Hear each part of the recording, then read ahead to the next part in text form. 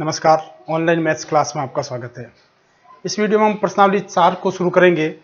4.1 में हम देखेंगे दो चरों वाली रेखिक समीकरण, इनके जो अनुपात है उसको किस तरह से निकालते हैं, इन समीकरणों को कैसे हल करते हैं। तो देखिए, दो चरों वाले रेखिक समीकरण एवं असमीकाय। तो देखिए, पहली चीज तो इसमें आती है चर। तो चर किसे कहते हैं, हमने पहले भी बात की है। चर होते हैं जो अंग्रेजी के जो अल्फाबेट है, X Y Z P Q M N, जो भी, उसको हम चर कहते हैं जिसका मान हमको पता नहीं होता है। एक्स है, वाई है, जेड है, एम है, एन है, ऐसे इनमें सामान्यतः हम एक्स वाई या जेड का उपयोग करेंगे। सामान्यतः एक्स वाई का ही उपयोग होता है इन समीकरणों में। तो ये चर इसको कहते हैं हम। दूसरी चीज आती है रेखिक समीकरण। तो रेखिक समीकरण किसे कहते हैं,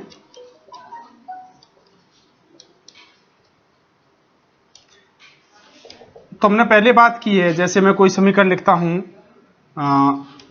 4x + 2, तो इस समीकरण में जो चर राशि है उसकी घात कुछ भी नहीं लिखी, यानी घात 1 है।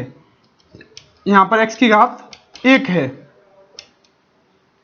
तो जहां पर भी चर राशि की घात 1 हो, उस समीकरण को हम रेखिक समीकरण कहते हैं। जैसे देखिए, समीकरण ऐसी भी होती है x² + 3x + 2।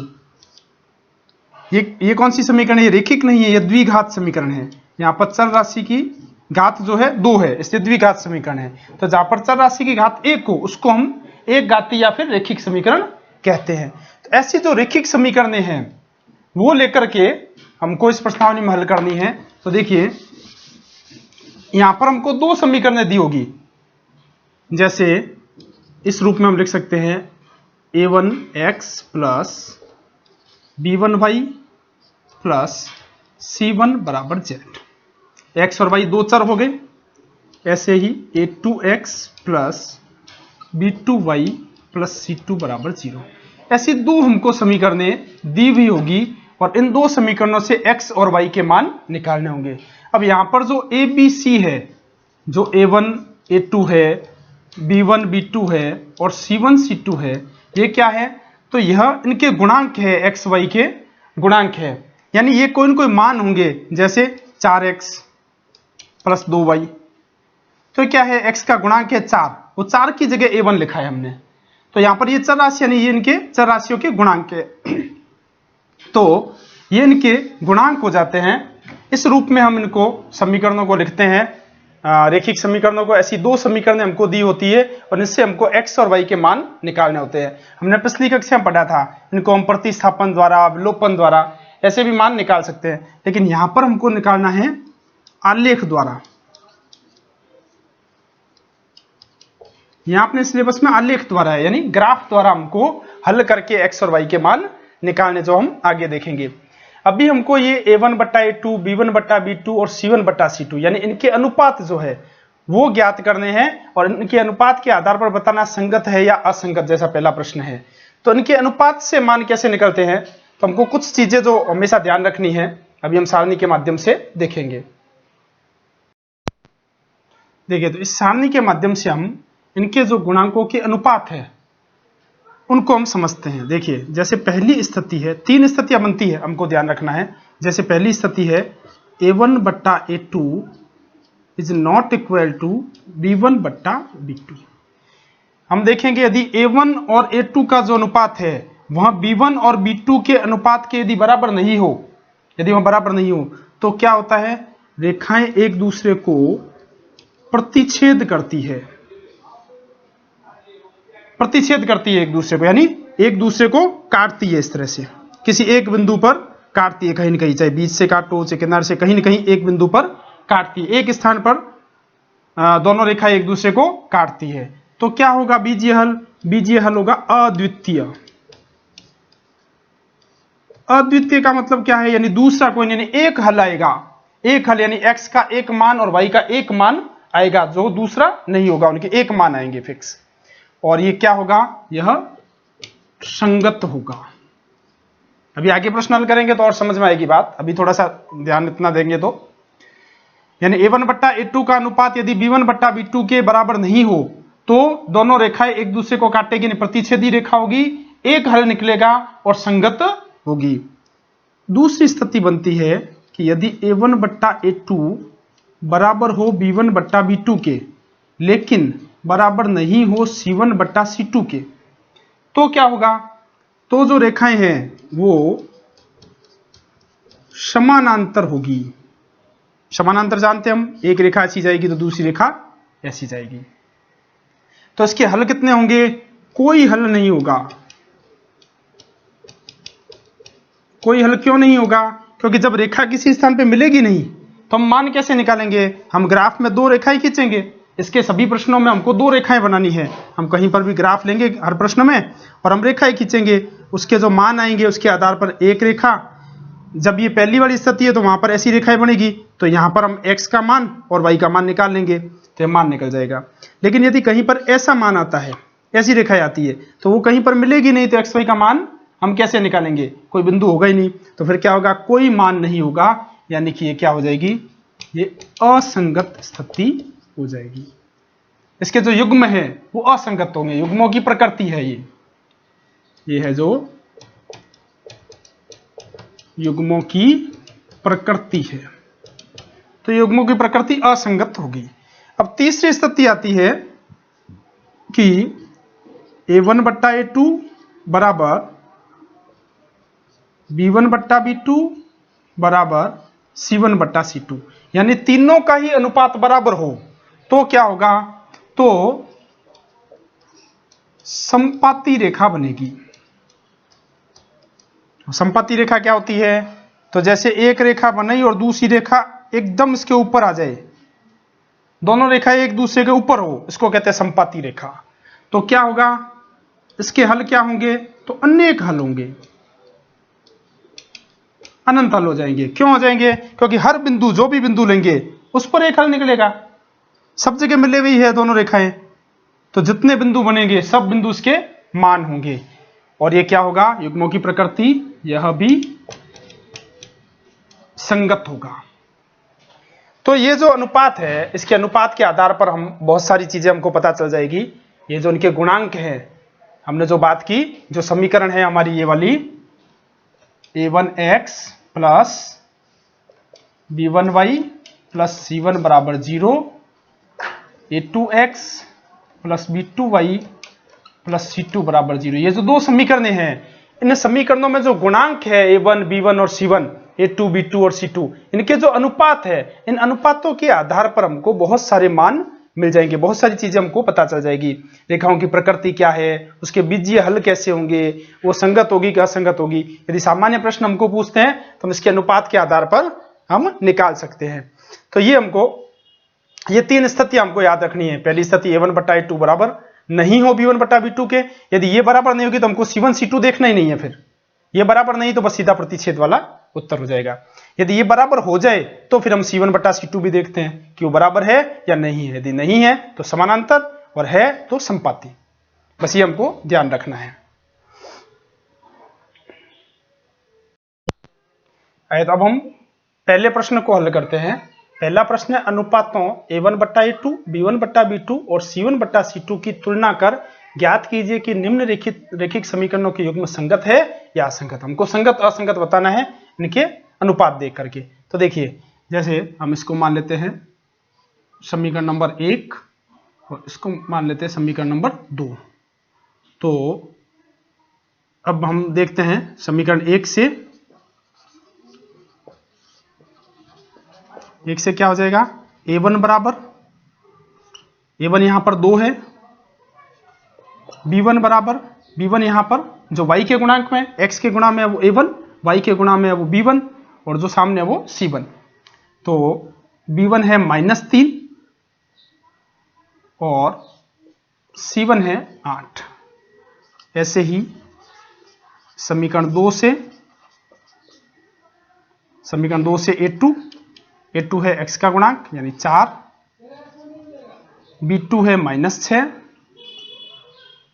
और c2 है 9। तो अब हमको क्या करना है? सबसे पहले a1 बट्टा a2 बराबर b1 बट्टा b2। तो a1 बट्टा a2, a1 है 2 और a2 है 4, तो 2 बट्टा 4। इसको काटेंगे तो ये हो जाएगा 1/2, यानी A1/A2 हमारे पास में आ गया 1/2, और B1/B2 ये अभी मिटा देते हैं, बाद में जैसा आएगा। अभी A1/A2 निकाला, 1/2 आ गया। अब B1/B2 निकालते हैं, तो B1 हमको दिया हुआ है -3 और B2 है -6। माइनस से माइनस कट जाएगा, 3 से 6 काटेंगे 1/2, यानी A1/A2 और B1/B2 दोनों बराबर है। अब C1/C2 निकालते हैं। C1 है 8 और C2 है 9।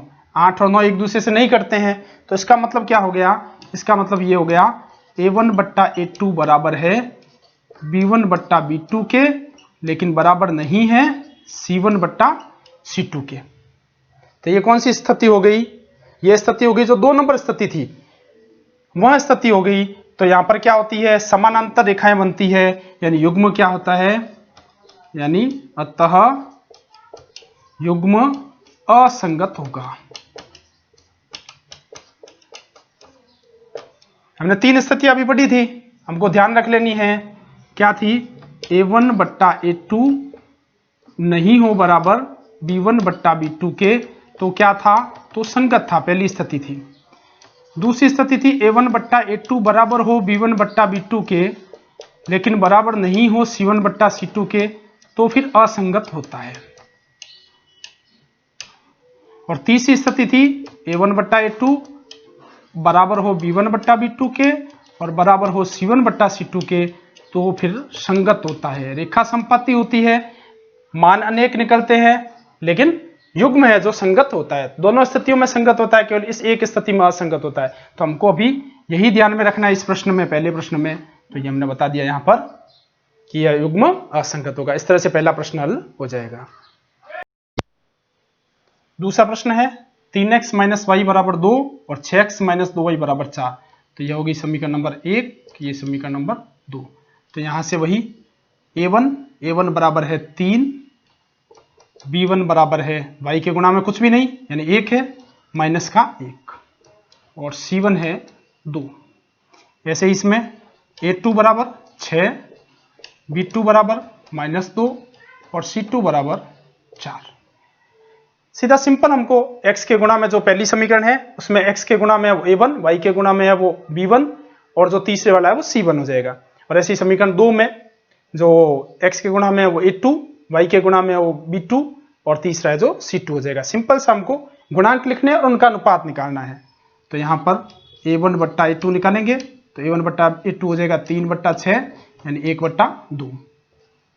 B1/B2 निकालेंगे तो हो जाएगा -1 बट्टा -2, माइनस से माइनस कट गया, यानी 1/2। और C1/C2 निकालेंगे तो हो जाएगा 2/4, यानी ये भी हो गया 1/2। यानी क्या आ गया हमारे पास में? हमारे पास में आ गया A1/A2 बराबर B1/B2 बराबर C1/C2। तीनों बराबर है, तीनों अनुपात बराबर है, यानी हमारे पास में कंडीशन आ गई तीसरी स्थिति आ गई, यानी क्या हो जाएगा? संगत हो जाएगा। तो युग्म संगत होंगे, युग्म जो है वो संगत होंगे। तीसरा प्रश्न है 2x - 2y = 2, 4x - 4y = 5। तो ये हो जाएगी समीकरण नंबर 1, ये हो जाएगी समीकरण नंबर 2। तो सबसे पहले इसके गुणांक A1 हो जाएगा 2, B1 हो जाएगा -2, C1 हो जाएगा 2, A2 हो जाएगा 4, B2 हो जाएगा -4 और C2 हो जाएगा 5। तो वहीं A1/A2 हो जाएगा 2/4, यानी कि 1/2। B1/B2 हो जाएगा -2 बट्टा -4, माइनस से माइनस कट गया, 2 और 4 को काटेंगे आपस में तो 1/2। ऐसे ही C1/C2 निकालेंगे तो हो जाएगा 2/5, आपस में कटेंगे नहीं तो ये रहेंगे। तो क्या हो गया? A1/A2 बराबर B1/B2, दोनों समान है, लेकिन C1 बट्टा C2 समान नहीं है। तो इसका मतलब कौन सी स्थिति हो गई?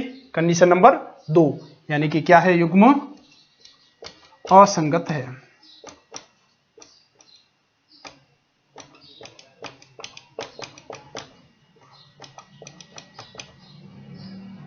तो बस सिंपल सा हमको A1 B1 C1 के मान, A2 B2 C2 के मान लिखने हैं देख करके, और बस A1 बट्टा A2 B1 बट्टा B2 C1 बट्टा C2 छोटी छोटी संख्या होती है, हमको अनुपात निकाल करके तुलना करनी है, और फिर ये 3 कंडीशन हमको याद रखनी है, इसके आधार पर संगत असंगत लिखना है। बिल्कुल सिंपल सा प्रश्न है। देखिए चौथा प्रश्न है, पहली समीकरण है 4 बट्टा 3x प्लस 2y बराबर 8, दूसरी 2x प्लस 3y बराबर 12। बिल्कुल सिंपल वैसा ही है, बस यहाँ पर 4 बट्टा 3 देख करके हमको लग रहा होगा कि अब इसको कैसे करेंगे, तो कोई नहीं, हम इसको सीधा उस तरीके से भी कर सकते हैं, इसको सरल रूप में बदल सकते हैं। देखिए जैसे पहले उसी तरीके से करते हैं, A1 बराबर 4 बट्टा 3, B1 बराबर 2 और C1 बराबर 8, A2 बराबर 2, B2 बराबर 3 और C2 बराबर 12। तो यहाँ से हम A1 बट्टा A2 निकालेंगे तो हो जाएगा 4 बट्टा 3 बट्टा 2, इसका मतलब क्या हुआ? 4 बट्टा 3 इंटू 2, ये भी नीचे ही है, दोनों भाग हो जाएगा, तो क्या हो जाएगा? 4 बट्टा 6 यानी कि 2 बट्टा 3। B1 बट्टा B2 2 बट्टा 3 ही है, और C1 बट्टा C2 8 बट्टा 12 यानी 4 दूनी 8 और 4 ती 12, 2 बट्टा 3, तीनों ही 2 बट्टा 3 2 बट्टा 3 2 बट्टा 3 हो जाएंगे। ठीक है, यानी कि वही मान आ जाएगा A1 बट्टा A2 बराबर B1 बट्टा B2 बराबर C1 बट्टा C2। इस तरह से करके हम मान निकाल लेंगे, सिंपल सा है। यानी यहाँ पर क्या करना? 4 बट्टा 3 बट्टा 2। अब देखिए किसी को लगेगा कि बट्टा में कैसे, तो आप देखिए इसको 2 बट्टा 1 कर सकते हैं, ऐसा लिख सकते हैं 4 बट्टा 3 बट्टा 2 बट्टा 1, किसी में 1 का भाग देने से कोई फर्क नहीं पड़ता। अब इसको हल करेंगे तो कैसे करेंगे? 4 बट्टा 3, इसको सीधा करेंगे तो ये ऊपर आएगा तो उल्टा हो जाएगा, इस तरह से, यानी हुआ क्या? 4 बट्टा 6। यानी जो नीचे भाग देते हैं वो नीचे वाली संख्या के साथ ही गुणा में जाता है, तो सिंपल सा ही है। फिर भी हमको लगता है कि कंफ्यूजन करता है, तो क्या करो? 3 की गुणा कर दो पूरी समीकरण को। समीकरण 1 को, दूसरा तरीका जो इसका है, समीकरण 1 को जितनी संख्या नीचे हमको घटानी है, नीचे 3 है इसको हटाना है, तो 3 की पूरी समीकरण से गुणा कर दो आप। समीकरण 1 को 3 से गुणा करने पर तो क्या हो जाएगा? 4 बट्टा 3 इंटू 3x यानी 4 बट्टा 3x into 3 plus 2y into 3 बराबर 8 इंटू 3। 4 बटा 3x की 3 से गुणा, 2y की 3 से गुणा और 8 की 3 से गुणा, पूरी समीकरण की 3 से गुणा कर दी।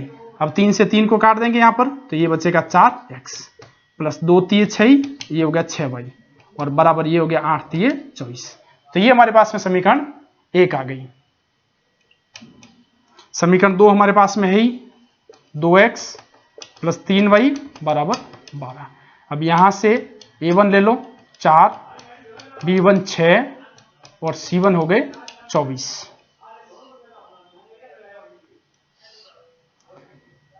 A2 हो गया 2, B2 हो गया 3 और C2 हो गया 12। देखिए हमारे पास ये 2 समीकरण हो गई। दूसरी समीकरण वही है, पहली समीकरण को हमने 3 से गुणा कर ली तो ये आ गई 4x प्लस 6y बराबर 24। दूसरी समीकरण है 2x प्लस 3y बराबर 12। अब यहां से A1 B1 C1, तो A1 हो गया 4, B1 हो गया 6, C1 हो गया 24। इसी तरह से A2 हो गया 2, B2 हो गया 3 और C2 हो गया 12। अब हम यहां से A1 बट्टा A2 निकालेंगे तो हो जाएगा 4 बट्टा 2 यानी 2, और B1 बट्टा B2 निकालेंगे तो हो जाएगा 6 बट्टा 3 यानी 2, और C1 बट्टा C2 निकालेंगे 24 बट्टा 12 यानी ये भी 2। तीनों के मान समान आ जाएंगे। तो कुल मिला के चाहे इस विधि से करें चाहे इस तरीके से करें, कुल मिला के आएगा क्या? आएगा वही A1 बट्टा A2 बराबर B1 बट्टा B2 बराबर C1 बट्टा C2, यानी कि क्या है? तीसरी स्थिति। तो अतः युग्म संगत है, युग्म जो है वो संगत है, ऐसा हम कह सकते हैं। तो बिल्कुल सिंपल से प्रश्न है इसके। हमको क्या करना है, हमको बस ये 3 स्थितियां याद रखनी है। a1 बट्टा a2 बराबर नहीं हो b1 बट्टा b2 के तो युग्म संगत होगा, a1 बट्टा a2 बराबर हो b1 बट्टा b2 के लेकिन c1 बट्टा c2 के बराबर नहीं हो तो असंगत होगा, और तीनों ही बराबर हो जाए तो भी संगत होगा। यानी एक ही कंडीशन में असंगत होगा जब c1 बट्टा c2 बराबर नहीं हो, बाकी सामान्य हो जाएगा। तो हम इस तरह से इसको हल कर सकते हैं।